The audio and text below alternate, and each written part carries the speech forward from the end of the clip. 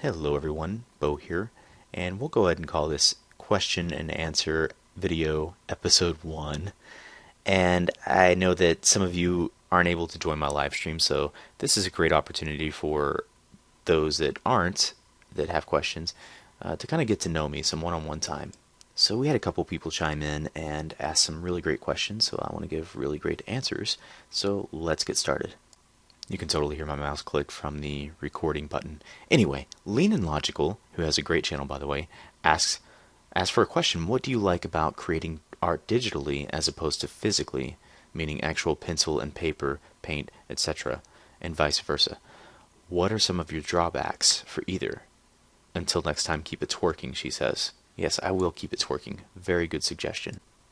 Well, I think it mostly stems from my childhood.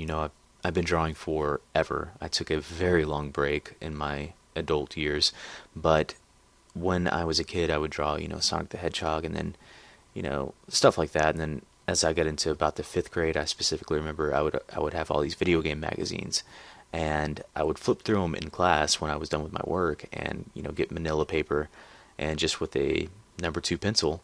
I never colored anything; it was just all pencil. I would flip these pages and at the time, Nintendo 64 was, out in Japan. I think it was about to come out in North America, and I would see these, screenshots of Zelda, and of course, there's all the beautiful artwork too. But for some reason, I was so fascinated with the technology and the 3D and stuff like that, and I would replicate as best as I could these shapes, these polygonal shapes that looked really awful. In retrospect, but I thought they were really cool. And little did I know what I was doing is honing in some skills. Shapes are the building blocks of art. So I think that coupled with the content of what I was actually drawing has kept me into okay, I like to do digital art. I'm all into, what makes these wireframes and things move and you can animate, of course, pencil and paper, but I think that just the content that I was subjecting myself to really pushed me towards the digital side. And I remember the first digital piece that I ever did was on MS Paint, and I drew The Legend of Zelda Wind Waker. So, God, that was, I don't know, 14 years ago or something, and I didn't have a computer, so I didn't really get back into digital art, and then I think that's when art kind of got away from me at that point when I started working basically in the corporate world. So I think those elements kind of preserve my youth and remind me of what I really dreamed about being when I wanted to grow up. As far as drawbacks for each, I think that traditional tends to be pretty expensive. I know that the programs for digital are equally as expensive, but I've had my tablet and I had this computer built a couple of months ago, and my programs, and now I'm kind of set. I'm set for a very long time, and with like oil paints, you're constantly going back to the store, and you run out of supplies, and sometimes that can be hundreds and hundreds of dollars. So I think that that's kind of an appealing thing for me. And digital art isn't without its drawbacks. It is a highly competitive field. I think that it is a lot more competitive, in my opinion, than traditional art. I think that art in general is pretty competitive, but digital art, you have thousands and thousands and thousands of people, who knows how many, that are all trying to do the same thing. They all want to make something for video games. So finding ways to keep your style true to you and set yourself apart so you can be noticed is pretty difficult. That, and it can get confusing, I suppose. If you're the type of artist that uses 30 layers of filters and color modes and all this stuff, then it can get kind of confusing if you're not organized. So you constantly have to compress things and flatten things out, or it's going to be like cracks in an aquarium. You hold one crack over here, and then it cracks to another spot, and you're holding there, and it's just a mess. I've gotten myself in those messes where I'm like, why won't this erase? So there's definitely some drawbacks as far as the learning curve goes and how intricate these programs can be. Truth be told, though, at the end of the day, those two have so much to do with one another. You really have to have the traditional skills to really be able to understand what you're doing in the digital realm. So they play off of each other, to be honest with you. So, but I do prefer digital. So Squiddlydiddly asks the next series of questions, and the first one is, do you prefer traditional drawing or digital? Well, it started in my childhood, and I was in the 5th grade. No, I'm just kidding. We covered that. What's your favorite thing to draw? So this is a great question because it took me a little bit to think of the answer. And my answer is sci-fi or fantasy landscapes. And the reason being is because I have a lot of imagination when it comes to that department for some reason, and it lets me kind of flex my color palette a lot, and I really enjoy that. So I've been commissioned quite a bit for sci-fi landscapes, and I hope I get some more in the future. What's your least favorite thing to draw? Also a good question because I thought about this and I don't really think I have anything that I just hate drawing, especially because everything's a learning experience for me right now. But I do hate whenever I am hired by somebody and they want me to draw something, but they cannot express what they want me to draw. It's so frustrating.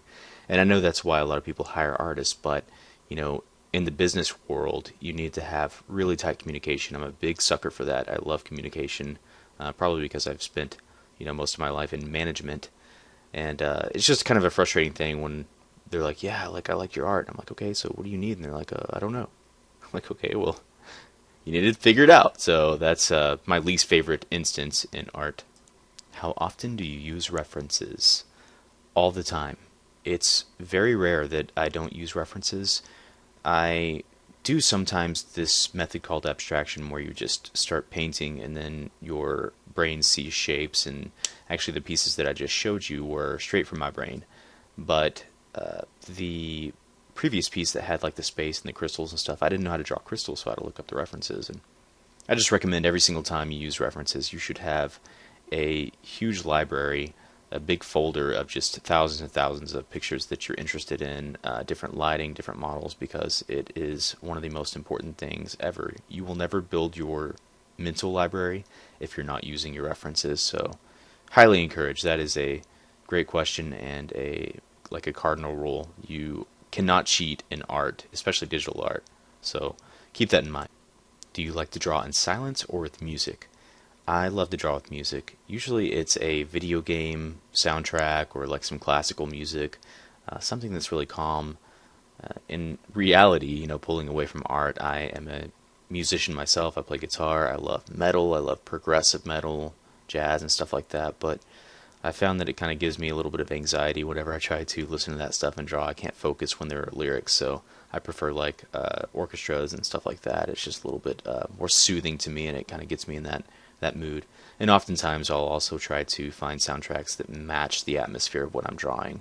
So I drew this Indian piece, and when I painted this, I went ahead and looked up like, flutes and Indian music, whatever you want to call it, and it was just a really almost a spiritual experience. So I kind of like to connect in that matter. Do you prefer to keep your art personal, or do you like to draw other things for other people? I don't mind sharing my art with other people, or I don't mind, like I did this giveaway recently on the channel where I gifted somebody an art piece, and I really like something that comes from the heart. Now, on the other side of the coin, I do hate it when somebody comes to me and they expect me to do something for them for free. That's happened numerous times. 100% of my business comes from Instagram and Twitter, and I could post all the messages I get on a daily basis of people that are like, we really like your work, but we can't pay you. Our budget's really tight. And to those people, no, I don't like to share my art with those people, but I do like doing nice things for other people, and I don't mind people looking at my art and seeing it. Yeah, I need that outside eye, that unbiased opinion. Then she asks a series of kind of personal fun questions. So, are you doing Movember, which is the No Shave November prostate cancer awareness thing? And let me tell you, I do that year-round, around the clock. If I shaved my face, I wouldn't have a chin or a jawline, so I have to keep that illusion present. And I started looking at like the history of beards and like why do people have, and it turns out that it's like a status thing, like in the medieval times, like if you kept your beard really nice and neat and trimmed, then you were of high status. So I try to keep it nice and tight. That way if I ever come across a king or a knight, they will think I am wealthy and rich. So that's kind of my plan. Best movie ever? That would be There Will Be Blood, starring Daniel Day-Lewis. It is just incredible. If you haven't seen it, go watch it right now. Dusk or dawn? I'm gonna have to say dusk, even though I have astigmatism in my eye for nighttime driving. My eyes really hurt at night when I drive, but especially that twilight time. So, but it's so beautiful in all the colors and everything, and it tends to get cooler here in Texas, so I'm definitely a fan of dusk.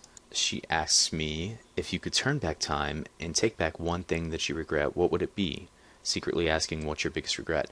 Okay, so I'll be completely 100% honest. I've had things that have happened to me a few years ago, and it kind of left me in a very broken state. I know 100% of you have gone through something like that, but I kind of turned towards like alcohol and stuff like that, and just kind of worked my jobs that I had at the time, and I was a very bitter, angry person, just full of hate, and I, kind of broke away a lot of friendships, and I regret being that person because I let those things get to me, and I made a choice to kind of make a recluse of myself, and I deeply regret that. Even though I'm a firm believer in, everything that I did has an effect on who I am today, I think that I shouldn't have been an asshole. And the last question we have is, would you rather?